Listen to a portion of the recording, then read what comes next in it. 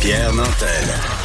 C'est peut-être pas le Nantel le plus drôle au Québec, mais c'est le plus crédible pour parler de politique. Vous écoutez Pierre Nantel. Il y a plein de monde devant la caméra parce qu'on va parler avec Jaël Bégarin. Bonjour, Madame Bégarin. Et avec Monsieur Leroux de la Maison du Père.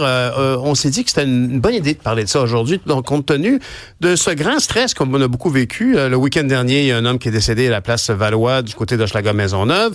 On voit bien les initiatives présentées par la Ville, entre autres, pour faire des haltes chaleur.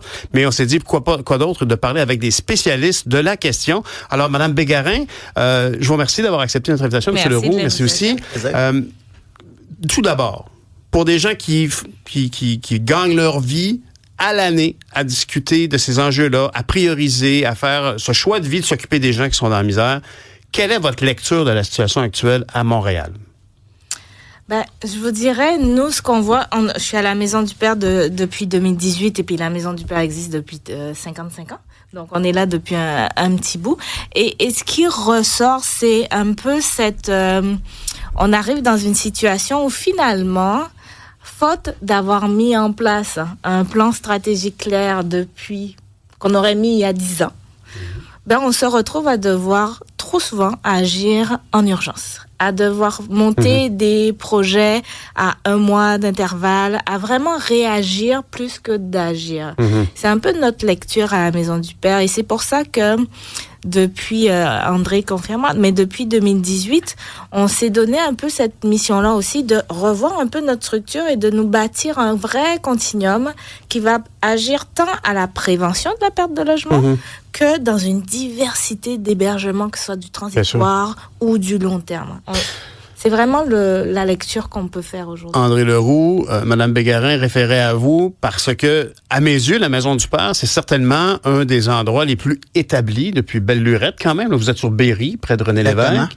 Donc, c'est une organisation, on n'est pas dans l'improvisation, on n'est pas que dans l'urgence. Vous êtes là sur une mission à long terme. Avez-vous la même lecture que Madame Bégarin sur cette espèce de non-volonté d'enfin agir en amont plutôt que de gérer les urgences? C'est souvent ça aussi, tu sais. Dans mon cas, à moi, en tant que coordonnateur d'insertion et maintien en logement, souvent avec la prévention, on est obligé d'agir rapidement parce qu'il arrive une situation X. Puis dans ce cas-là, c'est effectivement la même lecture. Beaucoup trop de monde et beaucoup trop de personnes qui ont juste pas d'affaires dans la rue non plus en ce moment.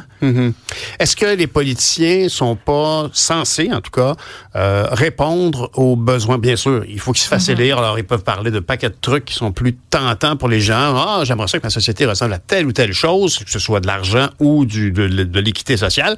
Et les partis politiques offrent des propositions politiques.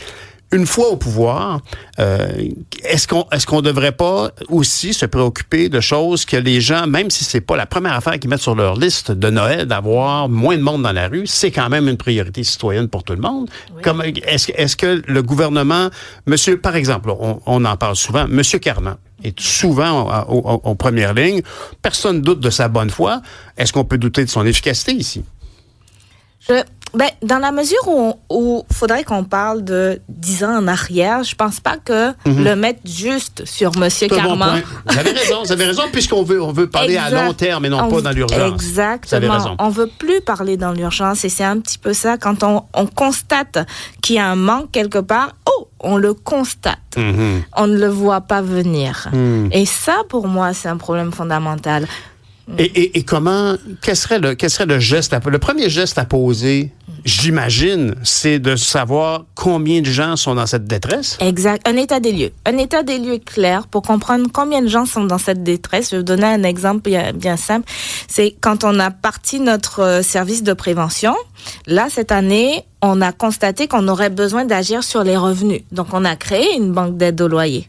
En créant une banque d'aide au loyer, ça nous donne le portrait des personnes qui sont à 2 pas de se retrouver en itinérance. Donc, de savoir comment agir pour leur éviter cet épisode d'itinérance. Et ça vient tout de suite agir sur nos chiffres de nouvelles personnes dans nos hébergements d'urgence, dans notre hébergement d'urgence. C'est sûr. Parce qu'on est parti avec un constat où on était à 70 nouveaux visages par mois dans notre hébergement d'urgence. C'est beaucoup de monde, ça. C'est énorme. Madame Bégarin, je pense que les gens qui nous écoutent doivent se dire, OK, elle vient d'évoquer qu'elle va contacter les gens pour sonder la vulnérabilité financière des gens. Alors, là, il faut que vous nous expliquiez comment ça fonctionne. Qui réfère des gens chez vous? Qui sont ces gens que vous allez contacter? Ils sont entrés en contact avec vous? Comment? C'est sûr que, comme vous l'avez dit, la Maison du Père est là depuis belle lurette. Fait que le bouche à oreille fonctionne très bien. En prévention, qui nous réfère, ça va être sur notre site Internet, on a un accès pro. Donc, les personnes eux-mêmes, ils tapent sur Google d'aide de loyer, ils tombent sur banque d'aide au loyer à la Maison du Père. OK. Fait qu'ils font leur demande directement sur accès pro. Des professionnels du réseau public, c'est la majeure de nos références, viennent du réseau public, OK. communautaire. Et donc, par exemple, si on parlait par exemple, de soutien alimentaire, ben on comparerait que les gens vont entrer en contact avec un organisme où il y a une myriade de services, mais la porte d'entrée, c'est le panier, l'aide alimentaire hebdomadaire ou bi-hebdomadaire.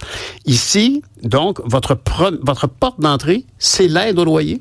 Ben, notre porte d'entrée en prévention, c'est le premier prétexte. Parce que le souci de dette de loyer, on dort pas là quand on ne sait pas si on va payer son loyer le mois prochain.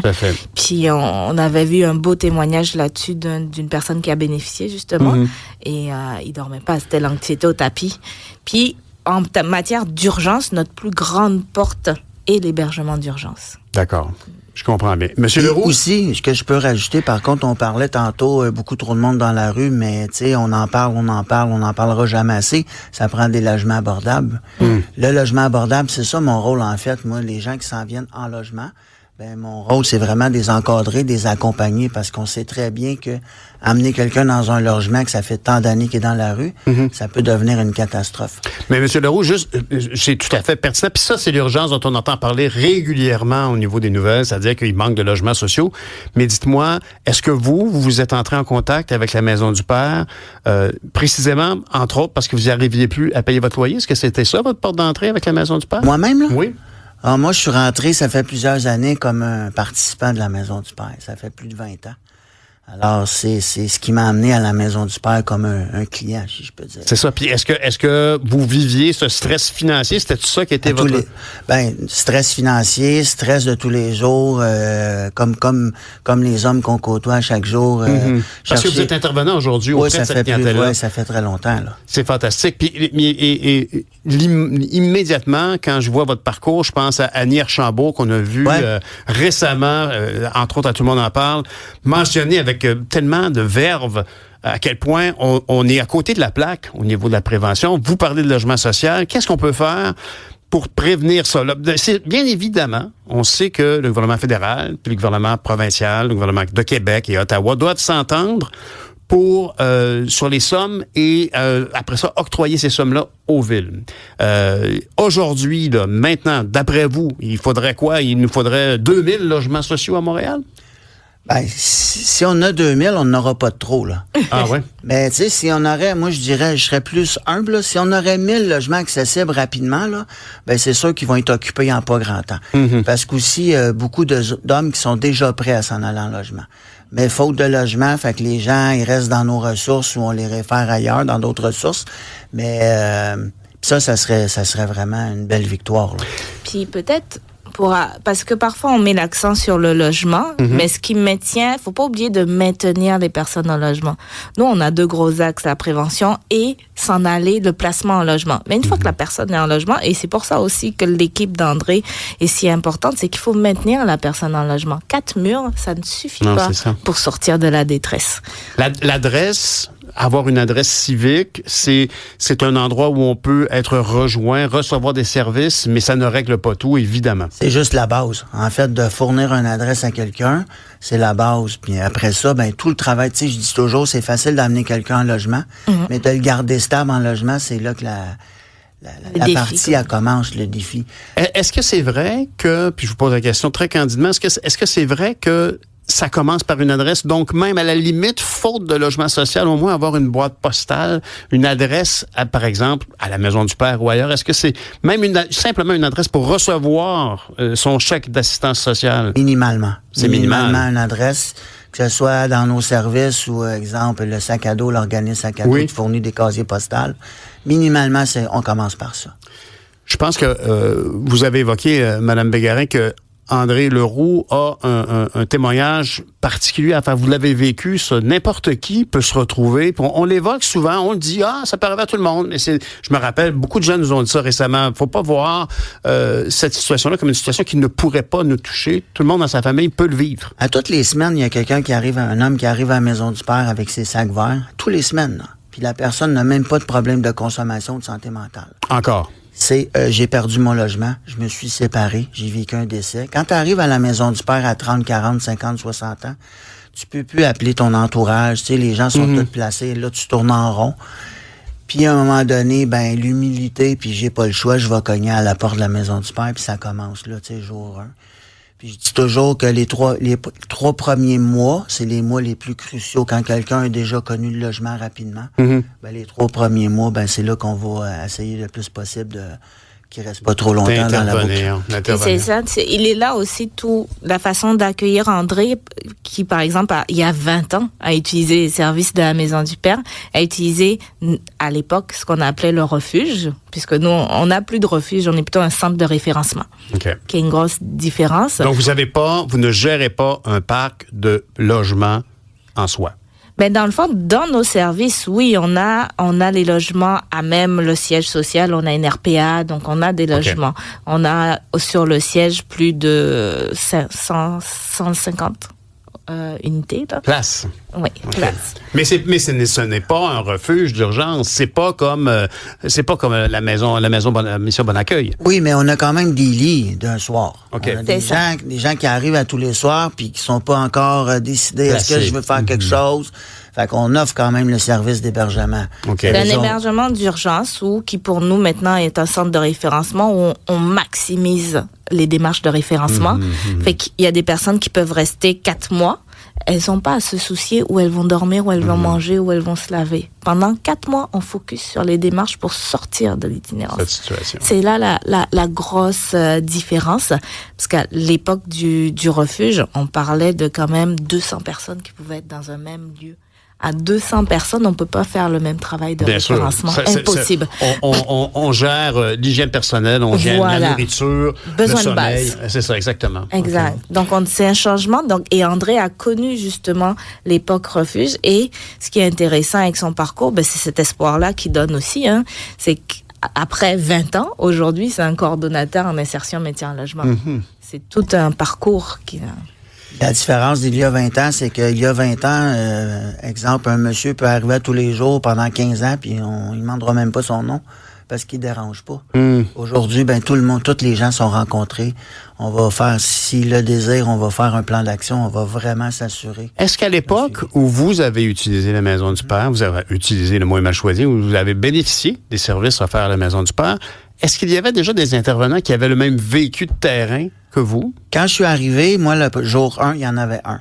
Ça a fait une grosse différence. On l'a dit, il me l'a dit tout de suite, puis c'est là que j'ai commencé à croire que, OK, je suis à la bonne place.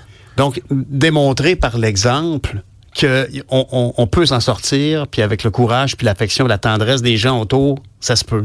Ça fait toute la différence. C'est tout un message juste avant les fêtes comme ça. Dites-moi, qu'est-ce que les gens peuvent faire si ils trouvent, ils entendent ce que vous dites, ils se disent, il faudrait soutenir cet organisme-là. On peut normalement compter sur nos impôts et notre classe politique pour soutenir, mais est-ce qu'il y a aussi possibilité de faire des dons sur le site? Il y a des gens qui ressentent une grande satisfaction à faire un don. On peut le faire? Oui, complètement. Vous pouvez faire un don et puis sur votre site, justement, on vient de déposer notre rapport d'impact. Fait que ça va permettre de se dire, OK, qu'est-ce que je veux soutenir?